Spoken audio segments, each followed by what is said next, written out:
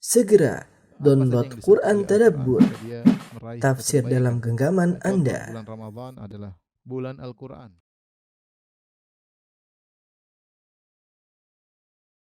Bismillahirrahmanirrahim. Assalamualaikum warahmatullahi wabarakatuh.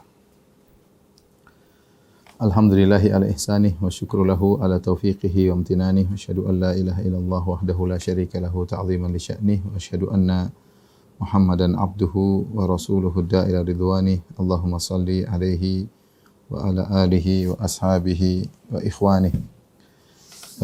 Ibu-ibu sekalian yang dirahmati Allah Subhanahu wa taala. Kita melanjutkan pengajian kita tentang tafsir surat Al-Baqarah dan kita lanjut pada ayat yang ke-149 ya.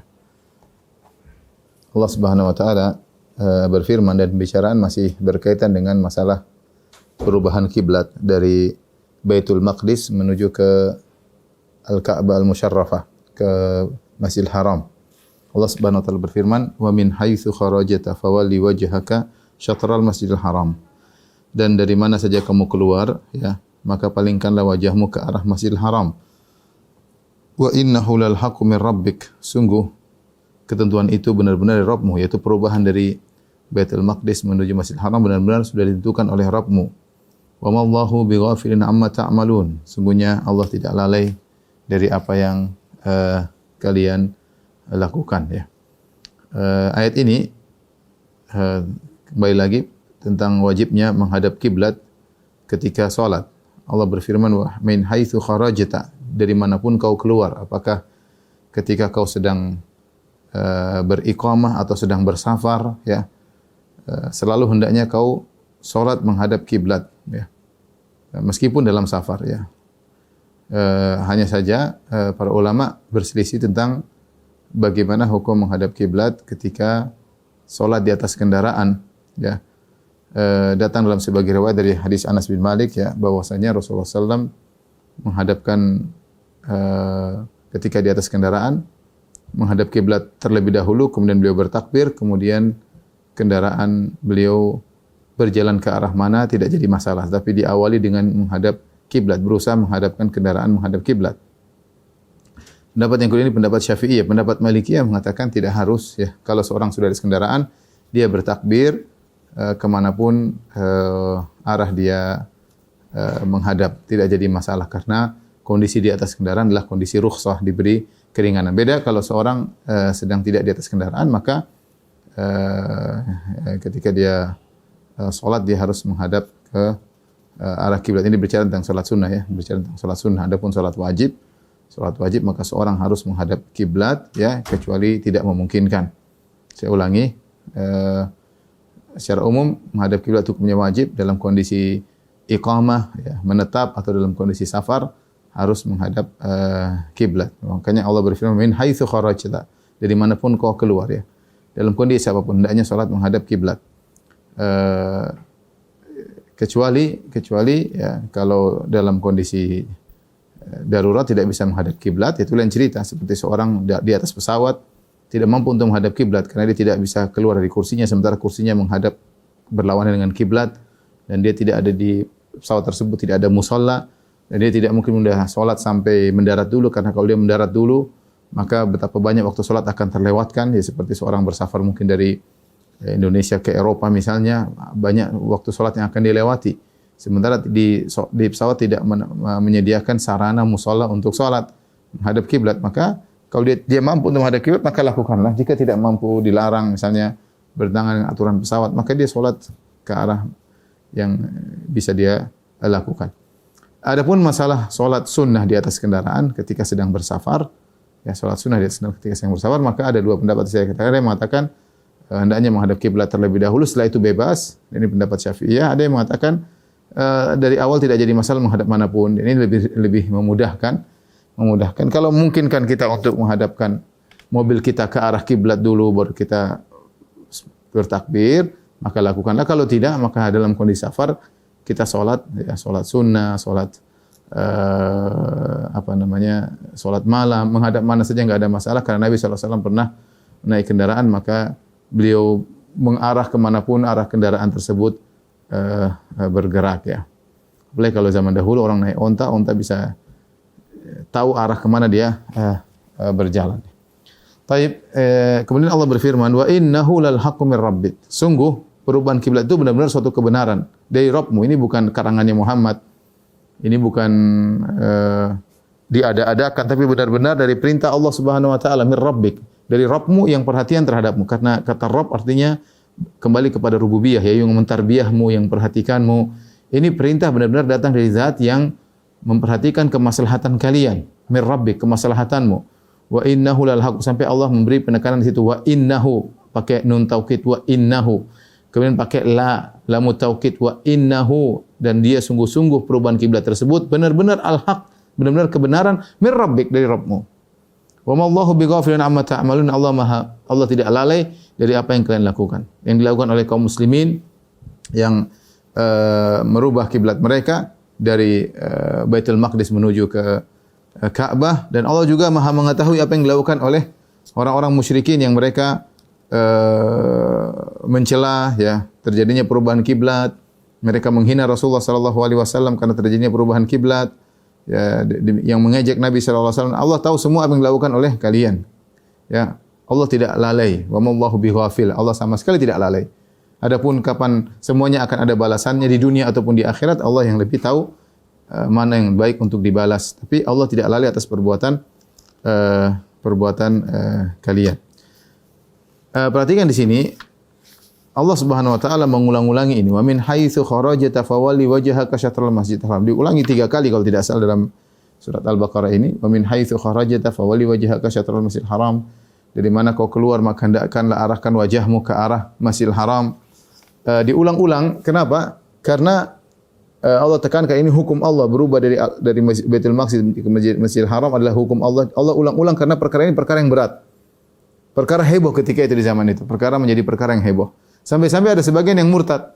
Sampai-sampai ada sebagian yang murtad karena tidak menerima adanya perubahan tersebut. Padahal perubahan ini dari Allah Subhanahu wa taala. Kemudian ketika itu banyak yang mengejek Nabi sallallahu alaihi wasallam. Orang-orang musyrikin Arab mengejek. Mereka mengatakan ini Muhammad kembali lagi ke arah kiblat kita, ke Ka'bah. Mudah-mudahan dia kembali lagi kepada agama nenek moyangnya. Orang Yahudi juga mengejek, ini Muhammad gimana sih? Dia tadinya menghadap kiblat kita, kemudian meninggalkan kiblat kita. Orang munafikin berkata, lihat Muhammad ragu, ya, sekali menghadap sana, sekali menghadap sini, ya. Jadi Allah tekankan bahwasanya perintah Allah Subhanahu wa taala, sampai terpatri dalam diri mereka bahwasanya perubahan kiblat itu benar-benar perintah Allah Subhanahu wa taala, sampai diulang-ulang karena perkaranya besar. Saking besarnya sampai ada yang ragu dan ada yang murtad. Oleh karenanya ketika perkara ini diulang-ulang oleh Allah Subhanahu wa taala, kaum muslimin yang imannya kokoh semuanya nurut, ya, sampai sebagaimana kita jelaskan seperti di Masjid Quba ketika orang-orang sedang ruku, tahu-tahu ada perintah, ala innal qiblata qad huwilat, ketahuilah bahwasanya kiblat telah berubah, maka mereka langsung tidak pakai ragu-ragu, mereka langsung merubah kiblat mereka padahal mereka dalam kondisi ruku, menunjukkan mereka tahu ini benar-benar perintah Allah Subhanahu wa taala, ya. Inilah di antara hikmah kenapa diulang-ulang, ya. Kenapa diulang-ulang agar terpatri dalam kaum muslimin, tidak ada ragu bahwa ini benar-benar dari Allah Subhanahu wa taala, rangka untuk membantah juga orang-orang yang mengejek ketika itu, baik dari kalangan Yahudi maupun kalangan musyrikin maupun kalangan orang-orang munafikin.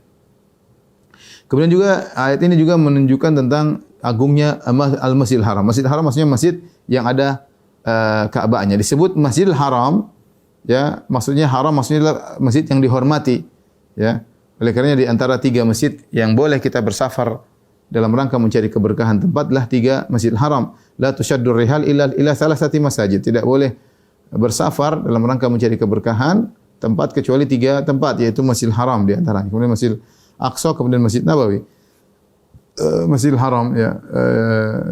Kemudian karena berkat Masjidil Haram bahkan tanah sekitarnya juga disebut dengan tanah haram. Disebut tanah haram. Berlakulah peraturan-peraturan di tanah haram, tidak boleh berburu, tidak boleh mematahkan pohon, tidak boleh mengambil barang yang hilang di situ, tidak boleh dipungut, tidak boleh ada pertumpahan darah di situ. Banyak hal peraturan di Masjidil Haram, ya. Sampai tidak boleh menakut-nakuti hewan-hewan di situ, bahkan merpati tidak boleh ditakut-takuti. Ini semua karena Allah mengistimewakan Masjidil Haram, di situ ada Ka'bah. Taib, kita lanjutkan. Setelah itu Allah berfirman lagi, wa min haitsu kharajta fawalli wajhaka syatral Masjidil Haram. Allah ulangi lagi. Dari manapun kau keluar, ya, dari mana saja kamu keluar, fawalli wajhaka syatral Masjidil Haram, maka arahkanlah wajahmu ke arah Masjidil Haram. Wa haitsu ma kuntum fawallu wujuhakum syatrah. Kemudian Allah menggunakan dhamir antum. Wa haitsu ma kuntum, dan di mana saja kalian berada. Tadinya engkau maksudnya kepada Nabi SAW, kemudian Allah rubah wa haitsu ma kuntum, dan dimanapun kalian berada, kata ganti orang kedua tapi jamak. Kalau tadi wa min haitsu kharajta, dari mana engkau, kata ganti orang kedua tapi tunggal. Sekarang jamak. Wa min haitsu wa haitsu ma kuntum fawallu wujuhakum syatrah. Dan dimanapun kalian berada, maka arahkan wajah-wajah kalian ke arah kota, ke arah Masjidil Haram. Ini sudah kita jelaskan. Kalau Ka'bah di hadapan kita, maka kita harus menghadap Ka'bah. Tapi kalau kita tidak melihat Ka'bah, maka yang cukup hanyalah arah Ka'bah. Sudah kita jelaskan ini berulang-ulang. Tidak harus mengenai titik zat Ka'bah, tidak harus. Tapi yang penting mengarah, meskipun agak belok sedikit, belok ke kiri dikit, belok kanan, tidak persis titik, tidak jadi masalah. Yang penting arahnya ke arah Ka'bah. Kita kalau Indonesia yang penting arah barat. Padahal kita tahu bahwasanya Ka'bah tidak mesti arah barat persis, tapi ada belok lagi sekitar beberapa derajat sebelah kanan barat, ya. Tetapi seandainya ada orang seperti nenek moyang kita dulu salat waktu menghadap barat, maka sudah benar karena memang Mekah di arah barat. Kalau meskipun kita tarik gali lurus tidak akan mengenai Ka'bah, tapi benar orang salat menghadap barat itu sudah benar, karena yang disyaratkan bagi orang yang tidak melihat Ka'bah bukan zat Ka'bahnya tetapi arah Ka'bah. Makanya Allah menggunakan kata syatara. Wa haitsu ma kuntum fawallu wujuhakum syatarah. Dimanapun kalian berada, maka arahkanlah wajah kalian ke arah Ka'bah. Li'alla yakuna linasi 'alaikum hujjatun illa alladziina dzalamu minhum. Agar orang-orang tidak punya hujjah untuk mendebat kalian, ya. Manusia atas kalian, tidak ada hujjah bagi manusia sekalian, karena banyak yang mencela Rasulullah. Tadi saya katakan orang Yahudi, kemudian orang-orang musyrikin, orang munafikin, ya. Kata Allah, illa alladziina dzalamu minhum, kecuali orang yang zalim. Orang zalim meskipun kau jelaskan ini semua dari Allah Subhanahu wa taala, kau jelaskan hikmah-hikmahnya, percuma. Mereka tetap akan mendebat. Ada orang zalim seperti itu, ya. Percuma, tidak manfaat berdebat dengan mereka, tidak bermanfaat kau menjelaskan dalil-dalilmu. Kenapa? Karena mereka zalim. Mereka tetap akan mengganggumu, tetap akan mengejekmu, mereka tetap akan mencibirmu. Ya, jadi Allah mengatakan di alla yakuna linnasi 'alaikum hujjah, perubahan ini, ya, perubahan kiblat dari Baitul Maqdis menuju Ka'bah ini adalah hujjah bagi kaum muslimin, ya, bahwasanya Nabi sallallahu alaihi wasallam mengikuti Ka'bahnya Nabi Ibrahim. Bahkan itu Ka'bahnya kiblatnya para anbiya, ya. Menyelisih orang Yahudi yang mereka menghadap Baitul Maqdis, ya. Kemudian menyelisih juga orang musyrikin yang meskipun mereka mengagungkan Ka'bah tapi mereka tidak mengikuti ajaran Nabi Ibrahim alaihissalam. Intinya perubahan kiblat ini ada banyak faedah dan banyak hikmah yang dijelaskan oleh Allah, dijelaskan oleh Nabi SAW. Namun kata Allah, percuma kalau kau menjelaskan, orang-orang zalim tidak akan mengambil faedah dari penjelasanmu, mereka tetap ngayal. Makanya kata Allah, li'alla yakuna linnasi 'alaikum hujjatun, tidak ada hujjah argumentasi mereka untuk membantahmu wahai Rasulullah SAW bagi kalian kaum muslimin.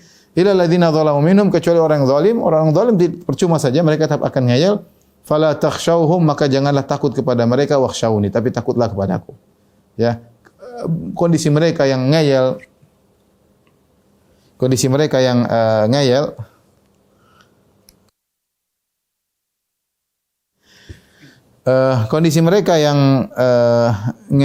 terus mengejek, jangan takut kepada mereka, tapi takutlah kepada Allah, karena kemaslahatan kemudaratan hanya di tangan Allah Subhanahu wa taala. Kemaslahatan kemudaratan hanyalah di tangan Allah Subhanahu wa taala. Jadi tidak perlu takut dengan ocehan mereka. Ya. Ini penting bagi kita ketika kita menjalankan perintah Allah, kita menjalankan sunnah-sunnah Nabi sallallahu alaihi wasallam, maka jangan terlalu mikirkan tentang ada kekhawatiran, tapi kita lawan diri kita mengatakan wala takhshawhum, jangan takut mereka. Betapa banyak orang berusaha menjadi penghalang bagi dakwah ini, ya. Betapa banyak orang berusaha untuk mencela, menjatuhkan, ya, tuduhan yang tidak, tapi jangan peduli, ya. Jangan peduli. Kita bicara ahlul bidah zaman sekarang, mereka tidak jujur. Banyak di antara mereka tuduh yang tidak benar. Kita Ahlus Sunnah kalau ingin menyampaikan apa yang ada pada mereka, kita harus berusaha jujur. Kenyataannya demikian. Tidak boleh kita tambah-tambahin, hukumnya haram.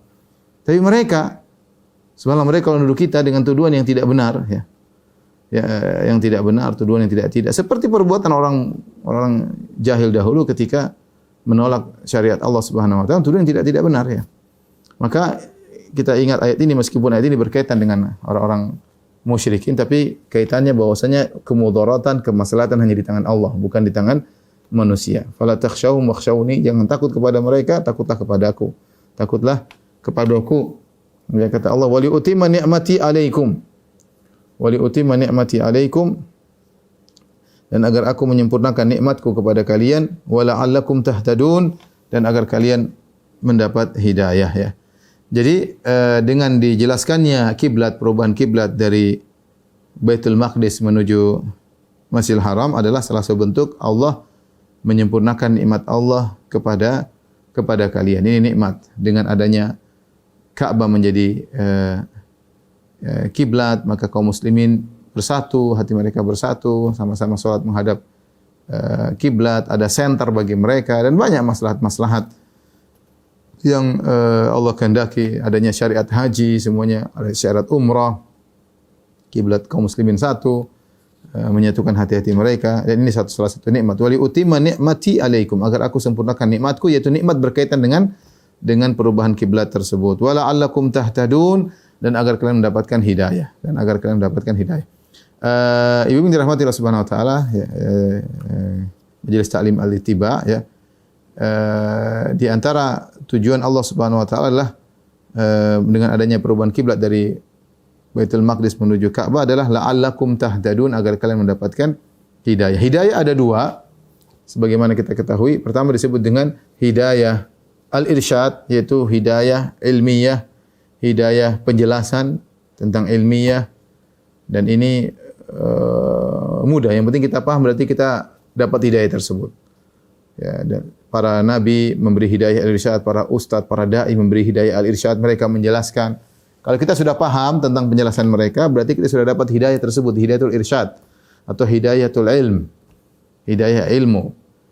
Dan orang yang ikut pengajian, yang penting dia serius, dia akan mendapatkan hidayah ilmu. Tapi yang jadi masalah berikutnya yang lebih penting, dan ini merupakan tujuan, adalah hidayatul taufik.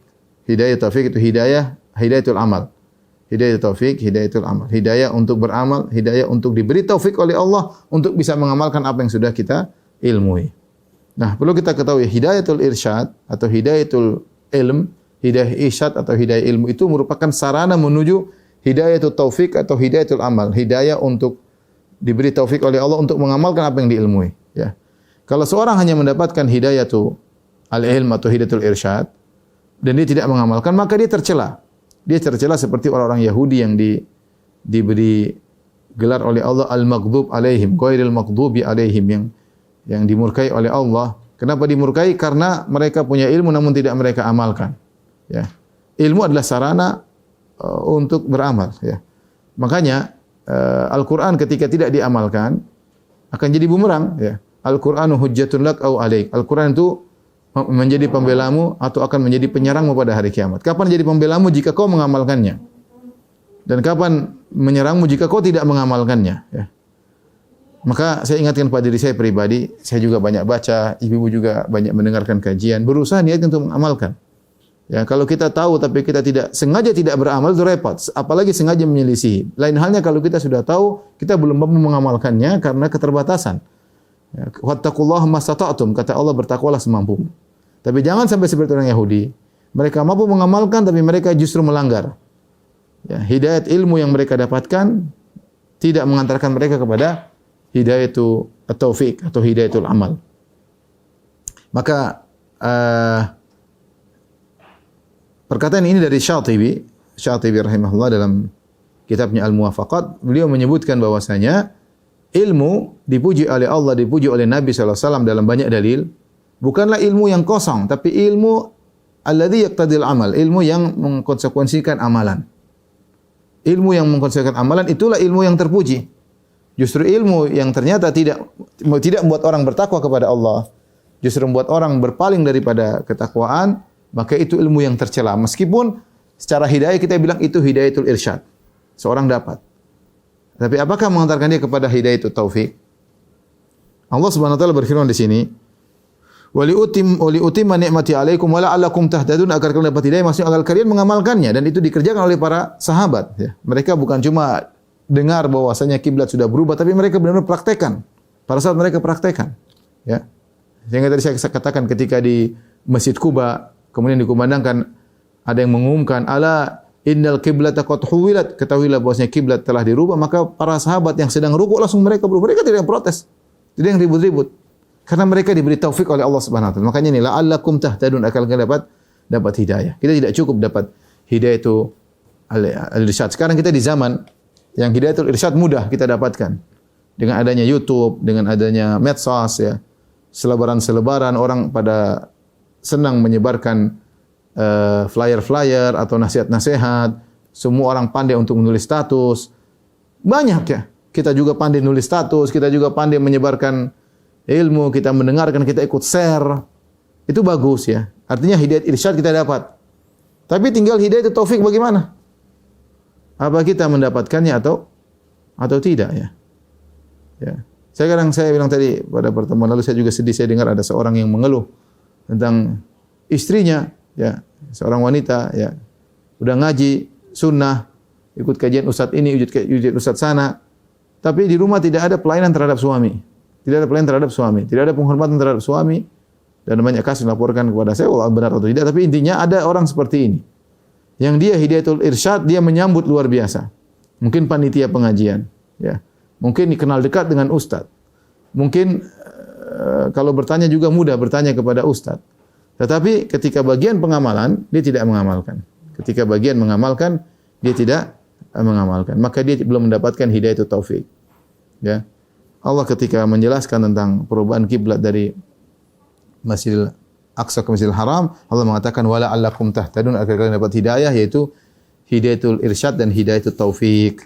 Karena percuma ilmu tapi tidak diamalkan. Dan benar-benar para sahabat mengamalkan, ketika mereka disuruh berubah kiblat, maka mereka pun merubah kiblatnya. Sini ya firman Allah, wali utimma ni'mati alaikum, agar aku sempurnakan nikmatku kepada kalian. Ini nikmat yang khusus, nikmat agama, tapi khusus beda dengan firman Allah Subhanahu wa taala, al yauma akmaltu lakum dinakum wa atmamtu alaikum nikmati. Pada hari ini aku sempurnakan agama kalian, aku sempurnakan nikmatku. Ini mencakup nikmat secara total ya. Di dalam surat Al-Maidah itu yang merupakan ayat terakhir yang turun, termasuk ayat terakhir yang turun, itu maksudnya nikmat agama secara total. Adapun ini nikmat agama secara spesifik, itu berkaitan dengan kondisi tatkala itu perubahan kiblat dari Baitul Maqdis ke Masjidil Haram. Baik, setelah itu Allah berfirman, "Kama arsalna fikum rasulan minkum yatlu 'alaikum ayatina wa yuzakkikum wa yu'allimukumul kitaba wal hikmah wa yu'allimukum ma lam takunu ta'lamun." Kata Allah, sebagaimana kami mengutus kepada kalian seorang rasul dari kalian, yatlu 'alaikum ayatina, yang rasul tersebut membacakan kepada kalian ayat-ayat kami, wa yuzakkikum, dan rasul tersebut mensucikan kalian, wa yu'allimukumul kitab, dan mengajarkan kepada kalian Al-Qur'an, wal hikmah, dan mengajarkan kepada kalian sunnah dan hikmah, wa yu'allimukum ma lam takunu ta'lamun, dan mengajarkan kalian apa yang kalian belum ketahui. Jadi Allah Subhanahu wa taala menyebutkan nikmat-nikmat pada ayat-ayat sebelumnya, di antaranya ada 3 sebutan. Allah sebutkan 3 macam nikmat. Pertama, Allah mengatakan li alla yakuna lin-nasi 'alaikum hujjatun, agar orang-orang tidak berargumentasi membantah kalian. Terjadinya proses perubahan kiblat dari Baitul Maqdis ke Masjidil Haram ini agar orang-orang tidak punya hujjah untuk membantah kalian. Ini nikmat yang pertama. Nikmat kedua, li utimma ni'mati 'alaikum, Allah sebutkan agar aku sempurnakan nikmat kepada kalian dengan berubahnya kiblat. Ini nikmat bagi kalian, dengan kalian bersatu, hati kalian satu di kiblat, umroh, haji, semuanya kepada kiblat yang sama, ke Ka'bah, ke Masjidil Haram.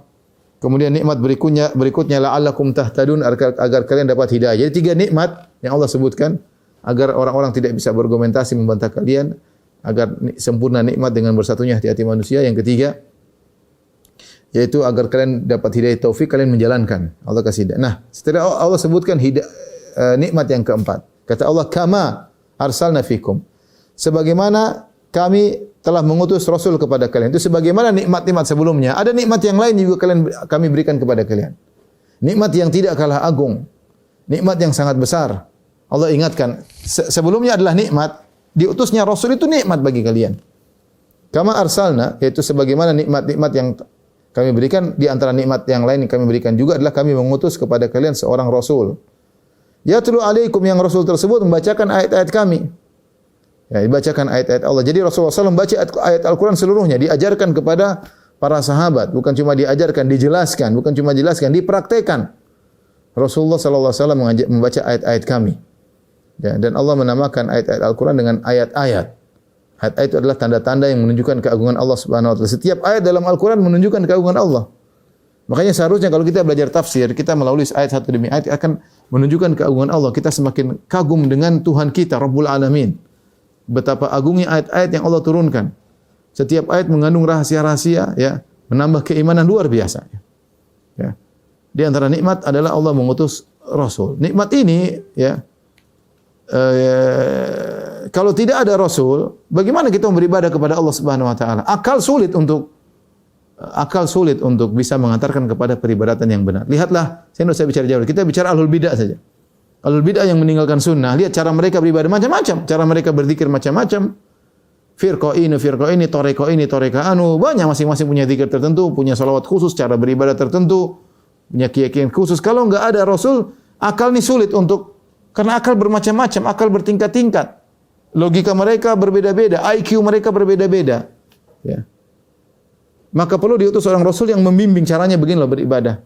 Maka kalau sudah datang Rasul, terikatlah dengan cara yang diajarkan oleh Rasulullah sallallahu alaihi wasallam. Jangan kemudian berkreasi sendiri. Jadi di antara nikmat di atasnya Rasul adalah untuk mengajarkan kepada kita. Makanya Allah mengatakan, "Yatlu alaikum", sebagaimana nikmat yang kami berikan kepada kalian adalah kami utus kepada kalian seorang Rasul di antara kalian. Ya, yang kalian kenali, terutama orang musyrikin Arab. Mereka kenal siapa Nabi Muhammad SAW. Yatlu alaikum ayatina, yang dia membacakan bagi kalian ayat-ayat kami. Saya kata Al-Quran dinamakan dengan ayat-ayat karena menunjukkan keagungan Allah. Ayat dalam bahasa Arab artinya alamat, tanda yang menunjukkan keagungan Allah. Dan ayat-ayat Allah ada dua, ada ayat Al-Quraniyah, ada ayat Al-Kauniyah. Ayat Kauniyah itu maksudnya matahari, rembulan, alam semesta yang menunjukkan keagungan Allah. Ayat-ayat Al-Quran juga fungsinya sama. Sebagaimana alam semesta menunjukkan dengan Allah, ayat-ayat Al-Quran juga menunjukkan keagungan Allah Subhanahu wa taala. Makanya disebut dengan ayat. Kemudian di antara tugas atau fungsi atau manfaat Rasul ini, Rasulullah sallallahu alaihi wasallam wa yuzakkikum, mensucikan kalian. Di mana Rasulullah sallallahu alaihi wasallam mengajarkan kepada kalian untuk mensucikan jiwa kalian. Ya, barang siapa mempelajari Al-Quran dan Sunnah, jiwanya akan menjadi suci. Dari syirik menjadi tauhid, dari sombong menjadi tawadhu, ya. Diajarin. Dari pelit menjadi dermawan, ya. Jadi pemarah menjadi penyabar. Luar biasa syariat ini bagi siapa yang merenungkannya, mengamalkannya. Dari pendendam jadi pemaaf, ya. Dari pendendam jadi pemaaf, dan banyak hal. Jadi dari malas beribadah menjadi rajin beribadah. Dari tidak mengenal Tuhan menjadi cinta kepada Tuhan Allah Subhanahu wa taala. Dari tidak berbakti menjadi berbakti dan seterusnya, merubah benar-benar mentazkiyatun nafs, mentazkiyah jiwa. Tapi ini bagi orang-orang yang benar-benar mempelajari Al-Quran dan sunnah-sunnah Nabi sallallahu alaihi wasallam dengan penghayatan. Bukan sekedar tadi wawasan doang, ngaji sana sini tapi di rumah amburadul, sama suami tidak hormat, ya, tidak ada pelayanan terhadap suami, bentak-bentak suami. Padahal masya Allah mungkin hafal hadis, mungkin hafal ayat, ya, mungkin dekat dengan ustadz, mungkin mudah bertanya kepada ustadz. Sebagian ibu seperti itu, tapi tidak ada penghormatan kepada suami, tidak diamalkan ilmunya tersebut. Ya. Seorang ketika belajar agama berusaha untuk meniatkan mentazkiyah jiwa. Jiwa kita ini penuh dengan kotoran, jiwa kita ini penuh dengan penyakit. Kita mentazkiyahnya dengan baca Al-Quran, kita pahami maknanya, pahami tafsirnya. Ya. Wa yu'allimukumul kitab, dan Rasul tersebut mengajarkan kepada Al-Quran. Bukan cuma dibaca, diajarin. Rasulullah mengajarkan Al-Quran. Ya, apa maksudnya, kandungannya. Wal hikmah, dan mengajarkan al-hikmah. Al-hikmah ada yang mengatakan rahasia-rahasia syariat. Perkara-perkara yang hikmah. Ada yang mengatakan sunnah Nabi sallallahu alaihi wasallam. Nabi ajarkan. Wa yu'allimukum ma lam takunu ta'lamun. Dan mengajarkan kepada kalian apa yang kalian tidak ketahui. Banyak hal yang tidak kita ketahui. Allahu akhrajakum min butuni ummahatikum la ta'lamuna syai'a. Allah mengeluarkan kalian dari perut ibu kalian dalam kondisi kalian tidak mengetahui apa-apa. wa ja'alakumus sam'a wal absara wal afida la'allakum tashkurun. Allah jadikan bagi kalian penglihatan, pendengaran dan hati agar kalian bersyukur, agar kalian bersyukur. Jadi Rasulullah SAW mengajarkan segala. Makanya kalau kita lihat syariat Islam syariat yang sempurna dari segala sisi. Semuanya dibahas. Adab dibahas, hukum-hukum dibahas, masalah rumah tangga dibahas, masalah jinayah, masalah kriminal dibahas, hukum-hukumnya bagaimana, lengkap syariat Islam. Lengkap. Metode ekonomi bagaimana ya, dengan ada nilai sosialnya, ada zakat misalnya, ada sedekah, lengkap sudah syariat Islam. Bahkan bagaimana bertetangga, bagaimana bersahabat, bagaimana mensikapi anak-anak, bagaimana terhadap orang tua, bagaimana tatkala bersendirian. Lengkap. Bagaimana tatkala ada musibah, bagaimana tatkala dalam kondisi lapang, diajarin semuanya. Bahkan bagaimana ketika mau berhubungan dengan istri, bagaimana adab mandi, adab masuk ke belakang atau keluar dari toilet misalnya, semuanya diajarkan dalam Islam. Adab makan, adab minum, menakjubkan syariat ini. Ya. Wa yu'allimukum ma lam takunu ta'lamun, mengajarkan apa yang kalian tidak ketahui. Banyak hal. Belum lagi mengajarkan tentang bagaimana hari akhirat, bagaimana tentang alam semesta, ya, bagaimana tentang arsy, tentang langit ada 7 lapis. Banyak hal ya. Rasulullah SAW ajarkan melalui Al-Quran maupun hadis-hadis Nabi SAW. Ini nikmat. Nikmat yang membentuk akidah seseorang. Wa yu'allimukum ma lam takunu ta'lamun. Ya. Dan Rasul yang Allah utus kepada kalian adalah yang kalian ketahui. Makanya Allah mengatakan, kama arsalna fikum rasulun minkum. Di antara nikmat Allah, Allah mengutus kepada kalian seorang Rasul dari diri kalian. Kalian mengenal Nabi tersebut. Apalagi orang musyrikin Arab, mereka kenal siapa Nabi sallallahu alaihi wasallam. Sehingga mereka mengatakan Muhammad gila, majnun. Ya. Allah bantah, wa ma sahibukum bimajnun. Wa ma sahibukum bimajnun. Dan kawan kalian tersebut yang kalian kenal itu bukanlah orang gila. Nun wal qalami wa ma yasturun, ma anta bi ni'mati rabbika bimajnun. Ya. Kata Allah Subhanahu wa taala, "Ma anta bi ni'mati rabbika bimajnun." Sungguhnya engkau dengan Rabbmu bukanlah orang gila, sebagaimana dituduhkan oleh mereka, orang musyrikin. Mereka mengatakan Muhammad sabi, tersesat keluar dari tradisi nenek moyang. Kata Allah, "Ma dhalla sahibukum wa ma gawa." Sungguhnya kawan kalian itu Muhammad sallallahu alaihi wasallam, ma dhalla, tidak sesat, wa ma gawa, dan tidak menyimpang. Kalian kenal dia, ya. Kalian tidak membantah ajaran Muhammad kecuali karena hawa nafsu, ya. Ini nikmat yang Allah sebutkan dalam ayat ini. Jadi ada 4 nikmat. Allah merubah kiblat, dengan merubah kiblat dari Baitul Maqdis menuju Masjidil Haram. 3 nikmat tadi sudah disebutkan agar mematahkan argumentasi orang-orang musyrikin. Yang kedua, agar ada nikmat bersatunya kaum muslimin dalam satu kiblat. Yang ketiga, agar dapat hidayah untuk bisa mengamalkan ini, berkaitan dengan perubahan kiblat. Nah, nikmat yang tidak kalah besar selain perubahan kiblat adalah nikmat diutusnya Rasul. Nikmat diutusnya Rasulullah sallallahu alaihi wasallam yang mengajarkan kita segala sesuatu. Maka seorang berusaha berpegang teguh dengan sunnah Nabi sallallahu alaihi wasallam. Kalau tidak ada Nabi, kita akan tercerai-berai. Logika kita akan berbeda-beda dalam menunjukkan bagaimana cara beribadah. Seperti saya katakan, sebagaimana mereka pelaku bid'ah, mereka macam-macam cara mengekspresikan cara mereka beribadah. Karena kalau mereka tidak mengikuti sunnah, mereka akan bikin sendiri. Kalau bikin sendiri ya sudah macam-macam, ada yang begini, ada yang begini, ada yang begini, macam-macam. Kemudian Allah Subhanahu wa taala berfirman, "Fadhkuruni azkurkum." Ingatlah aku, maka aku akan ingat kepada kalian, ya. Dan ini al-jaza' min jinsil amal, balasan sesuai dengan perbuatan. Seorang berusaha mengingat Allah Subhanahu wa taala, "Fadhkuruni," ingatlah kepada Allah. Dan ingat Allah Subhanahu wa taala baik dengan hati, lisan maupun dengan anggota tubuh. Zikir kepada Allah baik dengan hati, baik dengan lisan, baik dengan anggota tubuh. Barang siapa yang selalu mengingat Allah Subhanahu wa taala dalam hatinya, dia tawakal kepada Allah, dia berharap kepada Allah, dia takut kepada Allah, semuanya dia ingat Allah. Dia ingat Allah dengan berbagai macam model peringatan. Ada yang dengan tawakal, ada yang dengan takut kepada Allah, ada yang cinta kepada Allah, ada yang berharap kepada Allah. Ini semua mengingat Allah Subhanahu wa taala. Atau dengan lisan dengan berzikir.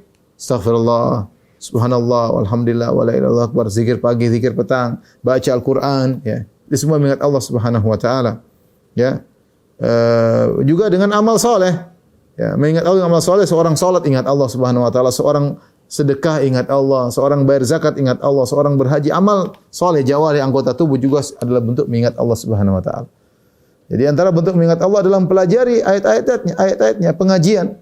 Mengingat Allah Subhanahu kita dari awal sampai akhir kita bicara ayat Allah, ini namanya zikir. Mengingat Allah, fadzkurun, di antaranya dengan bentuk mempelajari ayat-ayat Allah. Dengan ngaji tafsir, ngaji fikih, ngaji agama semuanya adalah bentuk mengingat Allah. Karena yang kita ingat, yang kita pelajari adalah agama Allah. Jadi secara tidak langsung kita mengingat Allah Subhanahu wa taala. Barang siapa yang mengingat Allah dengan berbagai macam model zikir, adzkurkum, jika ingatlah kepadaku, ingatlah aku, kata Allah, aku akan ingat kepada kalian. Aku akan menyebut-nyebut kalian. Dan kalau kita ingat Allah, ya, nyebut-nyebut Allah Subhanahu wa taala, maka Allah menyebut kita lebih agung karena Allah Subhanahu wa taala mengatakan dalam hadits qudsi, man dzakarani fi nafsihi dzakartuhu fi nafsi wa man dzakarani fi mala'in dzakartuhu fi mala'in khairin minhu. Kata Allah Subhanahu wa taala hadits qudsi, barang siapa yang mengingatku dalam hatinya, aku akan mengingatku dalam jiwaku. Barang siapa mengingatku, menyebutku di hadapan suatu kelompok manusia, aku akan menyebutnya di kelompok yang lebih baik daripada kelompok tersebut. Kata para ulama yaitu di depan malaikat. Kita kalau sebut-sebut Allah di hadapan manusia, Allah sebut-sebut kita di hadapan malaikat. Allah sebut-sebut kita di hadapan para malaikat. Maka al-jazaa' min jinsil amal, balasan sesuai dengan perbuatan, bahkan balasan lebih baik daripada perbuatan. Kita nyebut Allah di depan manusia, Allah nyebut kita di hadapan para malaikat. Kemudian Allah berfirman, washkuruli wa la takfurun. Bersyukurlah kepadaku dan janganlah kufur kepada Allah. Bersyukur juga sudah sering kita sampaikan, bersyukur dengan hati, dengan mengakui segala nikmat dari Allah Subhanahu wa taala, kemudian merasa bahwasanya kita tidak pantas mendapatkan nikmat ini, tapi kita dapat nikmat semata-mata karunia Allah Subhanahu wa taala. Jangan pernah merasa memang saya pantas dapat nikmat ini, enggak, kita ini jauh daripada kepantasan. Kita jauh dari kelayakan, tapi Allah memberikan kita kenikmatan. Mungkin kita melakukan sedikit sebab Allah berikan kita banyak kenikmatan. Tapi kalau mau diukur secara sungguhnya, ya sejatinya kita jauh dari kelayakan. Maka di antara bentuk syukur kepada Allah, kata para ulama, dalam hati yaitu mengakui segala nikmat dari Allah dan mengakui sebenarnya saya tidak pantas mendapatkan nikmat tersebut. Kapan kita merasa kita pantas, kita kurang bersyukur. Seakan-akan memang wajib bagi Allah untuk berikan saya karena saya sudah begini. Di antara bentuk syukur tidak merasa pantas dengan nikmat yang Allah berikan kepadanya. Apa yang Allah berikan jauh lebih baik daripada yang seharusnya. Kemudian yang berikutnya mengingat Allah dengan lisan, sering mengucapkan alhamdulillah. Ya. Alhamdulillah, ya. Puji Allah Subhanahu wa taala segala nikmat yang Allah berikan kepada kita, ya. Sering muji Allah. Ketika kita mengucap alhamdulillah dengan merenungkan berbagai macam nikmat yang kita rasakan. Nikmat kesehatan, nikmat keluarga, nikmat anak-anak, nikmat rumah tangga, nikmat pengajian. Banyak nikmat, ingat itu bersyukur kepada Allah, ya, dengan lisan, ya. Kemudian ketika makan bersyukur, ketika minum bersyukur, ya, bangun tidur bersyukur. Doa-doa banyak. Ya, alhamdulilladzi ahyana ba'da ma amatana wa ilaihin nusyur, ketika bangun tidur. Ya. Alhamdulilladzi radda alayya ruhi wa afani fi jasadi wa adhina li bi dzikrihi. Segala puji bagi Allah. Kita puji Allah ketika bangun tidur, yang telah mengembalikan ruhku, yang telah memberikan aku keselamatan dan mengizinkan aku untuk berzikir kepadanya, dan banyak hal. Kemudian yang terakhir adalah berzikir dengan bersyukur dengan amal saleh, ya. Makanya Allah berfirman kepada Nabi Sulaiman, "I'malu ala Dawud syukran wa qalilun min ibadiyas syakur." Wahai keluarga Daud, yaitu Sulaiman, i'malu, beramalah sebagai bentuk syukur kepada Allah. Jadi omong kosong kalau orang bersyukur tapi dia tidak rajin ibadah, malas baca Quran. Dia bilang, "Oh, saya bersyukur kok." Bersyukur mana buktinya? Omong kosong, kau baca Quran malas, salat juga malas, ya. Sedekah pelit. Terus apa buktinya kamu bersyukur kepada Allah Subhanahu wa taala? Kalau pengakuan omongan banyak yang bisa melakukannya. Oleh karenanya Allah berfirman, "Washkuruli wa la takfurun." Bersyukurlah kepadaku wa la takfurun, dan jangan ingkar. Kufur di sini ada yang mengatakan kufur kepada kenikmatan, ada yang mengartikan juga lebih umum mencakup segala kekufuran. Ya, harusnya seorang bersyukur memiliki Rabb, ya, punya Tuhan yang luar biasa, yang memberikan dia berbagai macam kenikmatan, maka hendaknya dia syukuri, bukan dia kufuri.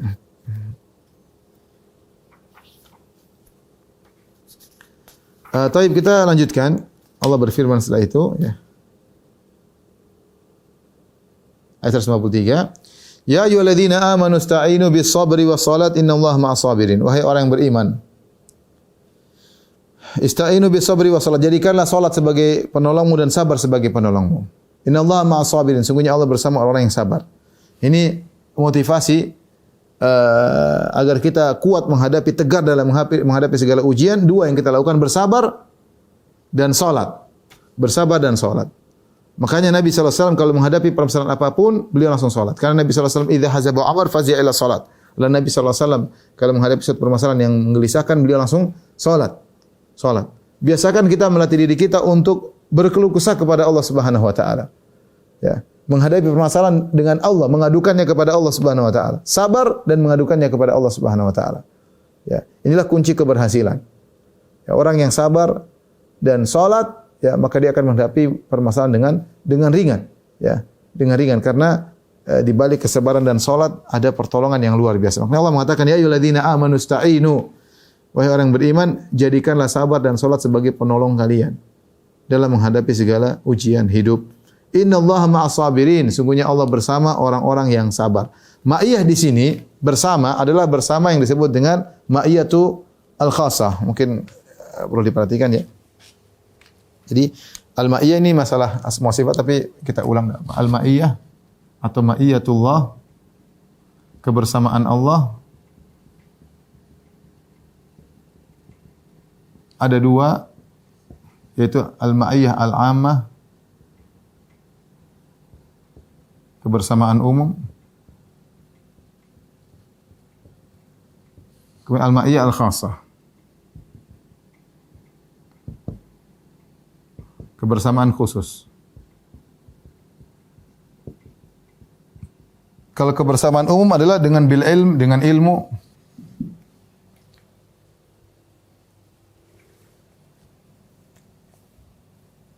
Yaitu dengan ilmu dan penglihatannya, ilmu penglihatan dan pendengarannya.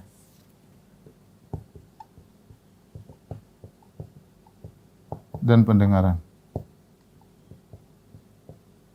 Jadi Allah dimanapun kita, apapun Allah tahu kita, Allah melihat kita dan Allah mendengar tentang kita. Itu namanya kebersamaan umum. Dan ini mencakup mukmin, kafir, semuanya mencakup ya. Ini berlaku pada semua orang,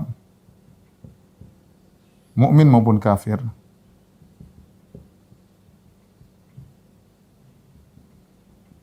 Namanya innallaha wallahu, misalnya wa huwa ma'akum aina ma kuntum, seperti firman Allah Subhanahu wa taala. Contohnya firman Allah, wa huwa ma'akum aina ma kuntum. Allah bersama kalian dimanapun kalian berada ya. Allah bersama kalian dimanapun kalian berada.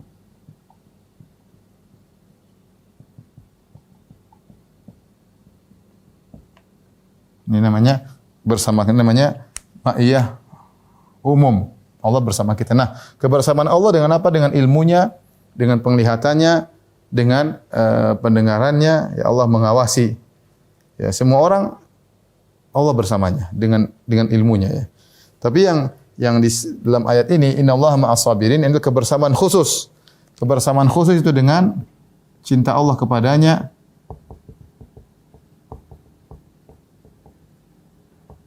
dan pertolongan Allah kepadanya. Makanya dengan bil hubbi wat ta'yid wan nasr ya. Kebersamaan khusus. Allah, selain Allah tahu tentang dirinya, tapi Allah mencintai, Allah akan menolongnya. Dan ini hanya mencakup, berlaku hanya orang-orang beriman.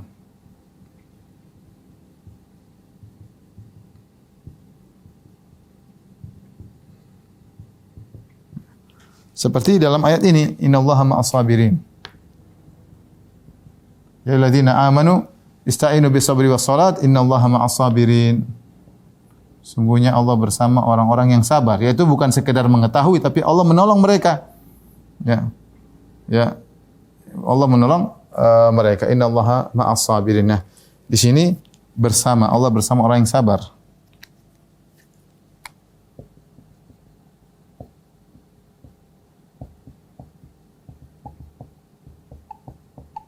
Nah, ayat ini mengingatkan kita bersama ya. Jadi, ibu-ibu yang dirahmati Allah Subhanahu wa taala, selama anti bersabar, Allah bersama anti. Allah akan tolong, Allah cinta sama anti, Allah cinta, Allah tolong. Kapan sabar kita hilang, ketahuilah kita akan ditinggalkan oleh Allah. Jadilah kita seperti yang lain, tidak ada spesial. Ya. Apa namanya? Makanya ketika Nabi SAW dalam Goa Jabal Thur, kemudian orang-orang musyrikin sudah di hadapan. Jadi goa itu agak turun ke bawah. Nabi sedang kabur dari mereka bersama Abu Bakar. Sementara orang musyrikin buat sayembara, siapa yang bisa nangkap Nabi akan dapat 100 ekor onta. Sayembara besar, 100 ekor onta. Mereka sudah ada di mulut goa, tinggal mereka lihat ke bawah ketahuan. Sampai Abu Bakar mengatakan, "Lau anna ahadahum absara ila tahti qadamai la absarana." Ini salah satu dari mereka nengok ke bawah, dia akan lihat kita. Apa kata Nabi sallallahu alaihi wasallam? Ya. Ma dhannuka ya Abu Bakr bisnain Allahu tsalitsahuma. Bagaimana menurutmu wahai Abu Bakar, dua orang yang Allah bersamanya, Allah ketiga bersamanya. Dalam Al-Qur'an Allah mengatakan, "Idz yaqulu li sahibihi la tahzan innallaha ma'ana." Ya. Innallaha ma'ana, kata Nabi sallallahu alaihi wasallam, la tahzan innallaha ma'ana.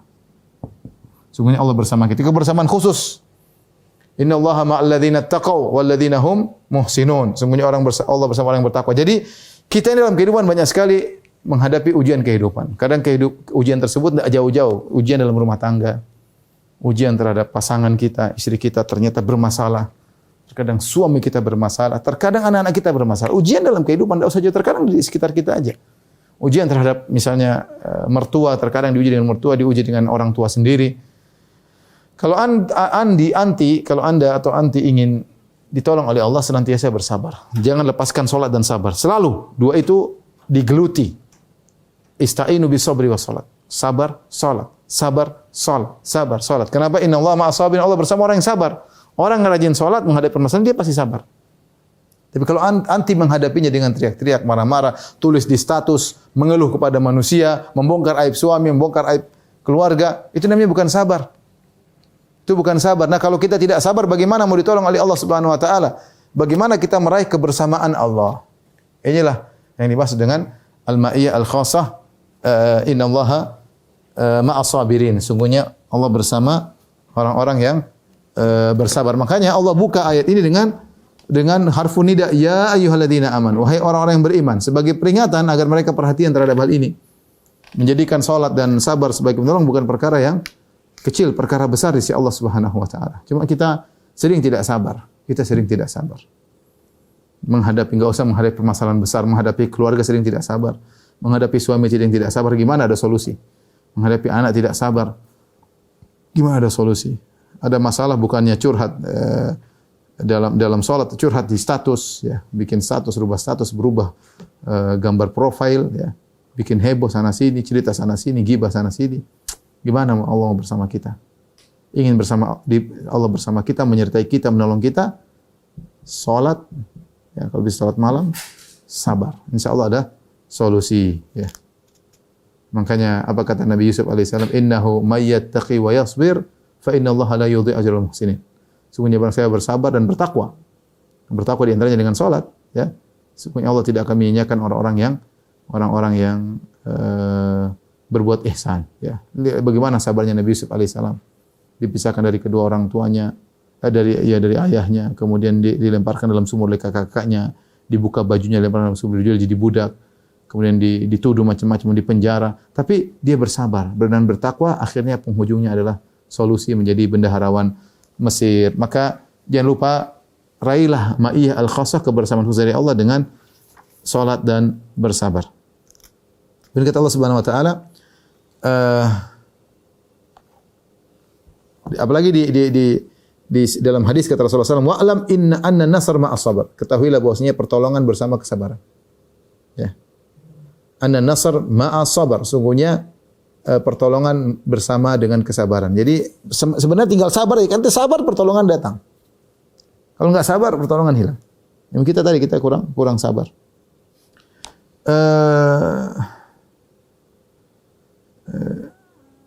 Kemudian ayat terakhir yang kita bahas pada kesempatan kali ini, ayat ke-154, wala taqulu lima yuqtalu fi sabilillahi amwat bal ahya'un walakin la tash'urun. Dan janganlah kalian berkata kepada orang-orang yang terbunuh di jalan Allah, wala taqul lima yuqtalu fi sabilillah amwat. Janganlah kalian berkata kepada orang-orang yang terbunuh di jalan Allah, sudah mati amwat. Bal ahya'un, tapi mereka masih hidup, ya. Walakin la tashurun, tapi kalian tidak menyadari, ya. Baik, perhatikan di sini.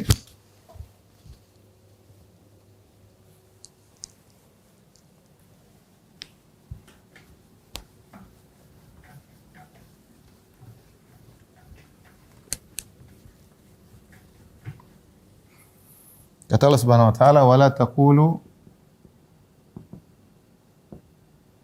liman yuqtalu fi sabilillah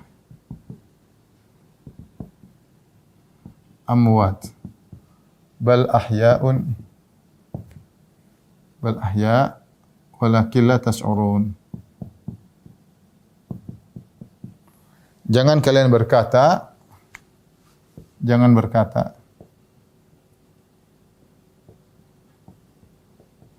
kepada orang-orang yang meninggal di jalan Allah, kepada mereka yang terbunuh di jalan Allah, fisabilillah, mayat-mayat. Tidak boleh bilang mereka mayat-mayat, sudah mati. Iya, orang-orang mati. Bahkan mereka hidup. Kata Allah, bahkan mereka hidup. Mereka hidup, akan tapi kalian tidak sadar.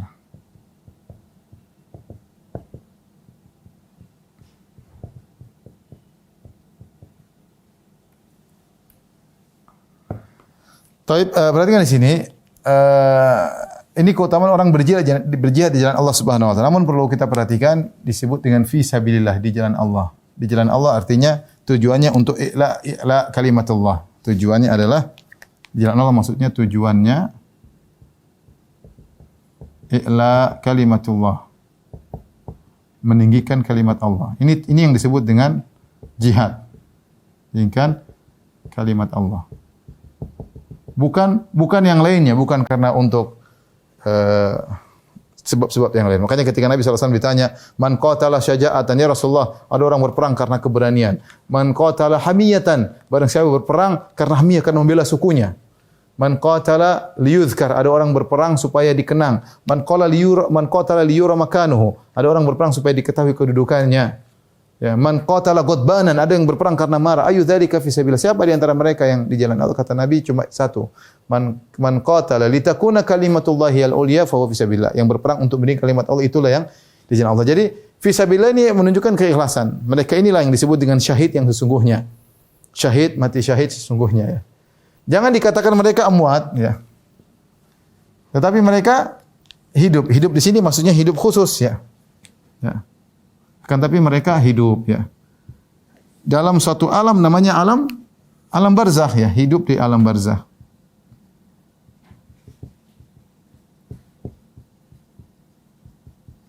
Ya, bukan alam dunia, ya. Jadi Allah mengatakan jangan katakan mereka mati secara mutlak, ya. Ya. Karena meskipun di dunia statusnya mati,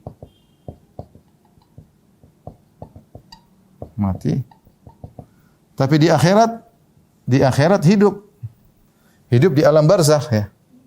Tapi, ya, perhatikan. Tapi hidup di alam barzakh, ya, bukan di alam dunia. Makanya mereka ini di dunia statusnya mati, ya. Buktinya dikubur. Buktinya mereka mati apa? Dikubur. Kalau mereka belum mati, ya jangan dikubur. Kemudian hartanya diwariskan.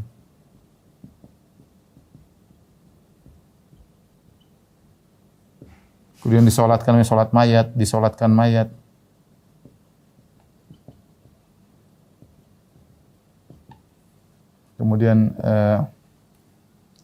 Kemudian diantaranya istrinya menjanda, dinikahi oleh orang lain, ya, sehingga dinikahi oleh orang lain, dan menunjukkan mereka mati di alam barzakh. Tapi di alam dunia, tapi di alam barzakh mereka hidup, ya, hidup di alam barzakh, hidup di alam barzah. Ya, yaitu dapat kenikmatan, dapat nikmat kubur. Buktinya ya. Dapat nikmat kubur.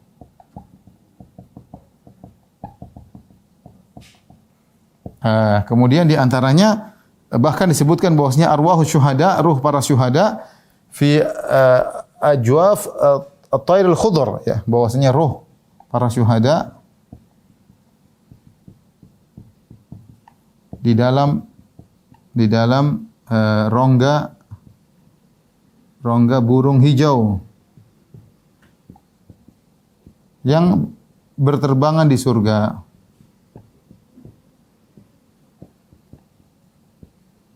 Mereka lebih sempurna daripada orang mukmin biasa. Orang mukmin biasa, ruh mereka seperti burung berterbangan, tapi kalau para syuhada, mereka dipinjamkan oleh Allah seperti jasad burung karena mereka telah mengorbankan jasad mereka, mereka menikmati surga, mereka dalam jasad burung, kemudian burung tersebut berterbang sana kemari, ya mereka menikmati surga. Nanti kalau di akhirat kelak ketika hari kiamat baru mereka diberikan jasad mereka yang seutuhnya. Tapi mereka menikmati surga sehingga tidak dikatakan mereka dalam kondisi mati, tapi mereka masih hidup di alam barzah dalam nikmat dunia. Nah, kehidupan ini bukan kehidupan dunia, maka jangan menjadi masalah mereka sebagian orang berdalil dengan ayat ini untuk menganalogikan mereka ini seperti hidup di dunia, maka dimintai, kemudian diajak ngobrol, kemudian dimintain tolong. Ini terjerumus dalam kesyirikan. Makanya Allah mengatakan, perhatikan, walakin la tash'urun, tapi kalian tidak sadar, Ini menunjukkan bukan kehidupan dunia. Menunjukkan ini bukan kehidupan dunia. Karena tidak disadari. Nah, kalau dibilang mayat keluar dari kuburannya, jalan sana, jalan kemari, ya kita sadar dong berarti. Seperti yang mereka katakan kepada Rasulullah SAW, Rasulullah keluar, ketemu sana, ketemu sini. Allah mengatakan, walakin la tash'urun, kalian tidak sadar. Jadi kehidupan mereka kehidupan khusus, bukan kehidupan dunia. Kalau mereka dianggap hidup seperti sebelum mati, ya buat apa istrinya dinikahi oleh orang, buat apa kemudian hartanya diwarisi, buat apa dikubur kalau memang mereka hidup seperti sebelum mati, ya. Sebenarnya mereka meninggal dunia, tapi mereka hidup di alam barzah dengan kehidupan khusus yang mungkin lebih nikmat, jauh lebih nikmat daripada kehidupan dunia. Tetapi kata Allah, walakin la tash'urun, akan tapi kalian tidak merasakannya, maka jangan dianggap seperti kehidupan. Jangan dikiaskan dengan analogikan dengan kehidupan dunia. Sebagaimana sebagian orang datang ke kuburan minta-minta. Justru Nabi SAW pergi ke kuburan syuhada Uhud untuk mendoakan mereka. Justru Nabi menyuruh para sahabat untuk mendoakan para syuhada yang meninggal. Bukan malah minta-minta kepada mereka. Demikian juga orang soleh yang mereka mungkin hidup di alam barzakh mereka dengan penuh kenikmatan, bukan untuk diminta-mintai, bukan untuk diibadahi. Wallahu alam bisawab. Tapi demikian saja, Ibu yang dirahmati Allah Subhanahu wa taala, kajian kita, semoga bermanfaat. Kurang lebih mohon maaf. Wabillahi taufiq wal hidayah. Assalamualaikum warahmatullahi wabarakatuh.